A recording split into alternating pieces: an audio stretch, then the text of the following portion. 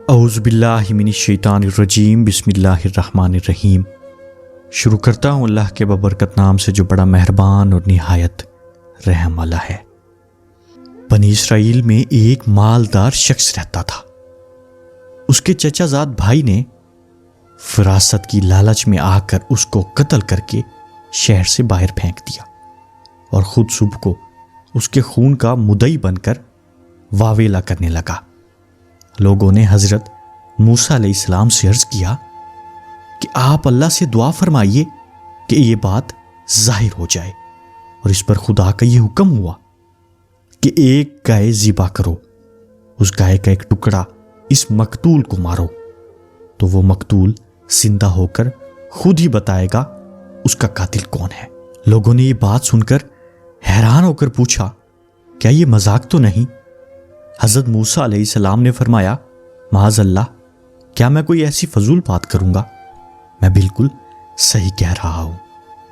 لوگوں نے پوچھا، تو پھر فرمائیے گائے کیسی ہو؟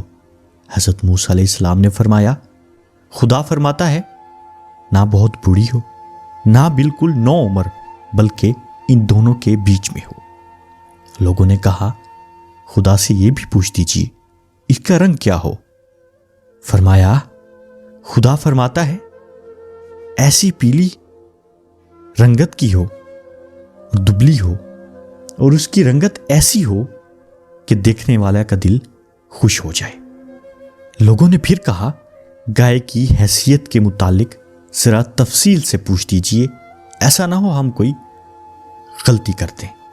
حضرت موسیٰ علیہ السلام نے فرمایا، خدا فرماتا ہے ایسی گائے ہو جس سے کوئی خدمت نہ لی گئی ہو، نہ ہی اس نے ہل جوئے ہوں، نہ ہی کھیتی کو پانی دیا ہو، اور بے عیب ہو جس میں کوئی داغ نہ ہو۔ اب وہ لوگ اس قسم کی گائے کی تلاش کرنے لگے، مگر ایسی گائے کا ملنا مشکل تھا۔ ہاں، ایک گائے کے متعلق انہیں پتہ چلا کہ وہ گائے ان صفات سے موصوف ہے۔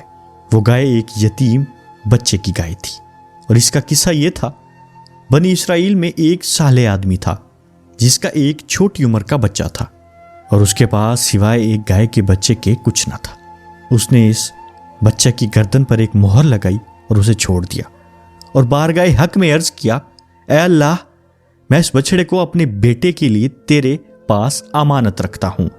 میرا بیٹا جب بڑا ہو جائے تو یہ اس کے کام آئے۔ اس مرد صالح کا انتقال ہو گیا، اور بچڑا جنگل میں پرورش پاتا رہا۔ یہ لڑکا جب بڑا ہوا تو باپ کی طرح صالح اور نیک نکلا، اپنی ماں کا بڑا فرما بردار تھا۔ ایک روز اس کی ماں نے کہا، بیٹا، تیرے باپ نے فلاں جنگل میں تیرے لیے بچڑی کو چھوڑا تھا، اور وہ اب جوان ہو گئی ہوگی، اس کو جنگل سے لے آؤ، اللہ سے دعا کرو تجھے تیری امانت عطا فرمائے۔ چنانچہ وہ لڑکا جنگل میں پہنچا، اپنی گائے کو دیکھا، ماں کی بتائی ہوئی نشانیوں میں سے پا کر اسے پہچان لیا، اور خدا کی قسم دے کر کہا، اور اسے بلایا تو گائے فوراً حاضر ہوئی۔ اسے لے کر ماں کے پاس پہنچا۔ ماں نے حکم دیا کہ جا کر اسے بازار میں لے جاؤ اور 3 دینار میں بیچ آؤ۔ شرط یہ ہے جب سودا ہو جائے تو ایک بار مجھ سے پوچھ لیا جائے۔ اس زمانہ میں گائے کی قیمت 3 دینار تک ہی ہوتی تھی۔ وہ لڑکا گائے لے کر بازار پہنچا۔ ایک فرشتہ خریدار کی شکل میں حاضر ہوا اور اس گائے کی قیمت 6 دینار لگا دی، مگر اس شرط سے کہ لڑکا اپنی ماں سے اجازت لینے نہ جائے، یہیں کھڑے کھڑے خود ہی بیچ ڈالے۔ لڑکے نے شرط کو نامنظور کیا اور کہا، ماں سے اجازت لیے بغیر ہرگز سودا نہ کروں گا۔ پھر گھر آ کر ماں کو سارا قصہ سنایا۔ ماں نے 6 دینار پر گائے بیچ دینے کی اجازت دے دی، مگر دوبارہ وہ شرط رکھ دی کہ اپنی مرضی سے گائے مت بیچنا، میری مرضی دریافت کر لینا۔ وہ لڑکا پھر بازار میں آیا اور وہی فرشتہ خریدار بن کر آیا اور 12 دینار قیمت لگا دی، مگر اس شرط پر کہ لڑکا ماں سے اجازت لینے نہ جائے۔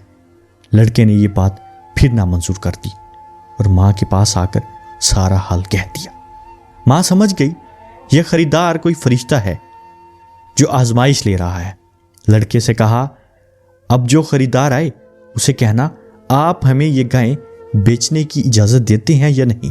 لڑکے نے یہی بات اس خریدار سے کہی تو فرشتے نے کہا ابھی اس گائے کو روکے رکھو، جب بنی اسرائیل خریدنے آئیں اس کی قیمت مقرر کرنا، اس کی کھال کو سونے سے بھر دیا جائے گا۔